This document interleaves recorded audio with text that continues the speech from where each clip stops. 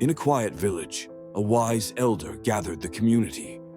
"How do we know when the sea will rise?" he asked. The villagers pondered, recalling tales of ancient methods. "The ocean speaks," said one, "through whispers of the wind and the dance of the birds." Another added, "The earth trembles, a gentle warning before the roar." The elder nodded. "But now we have machines that listen to the sea's heartbeats, predicting its fury." As the villagers listened, they realized wisdom was not just in tradition, but in embracing new knowledge. "Prepare," the elder concluded, "for wisdom lies in listening.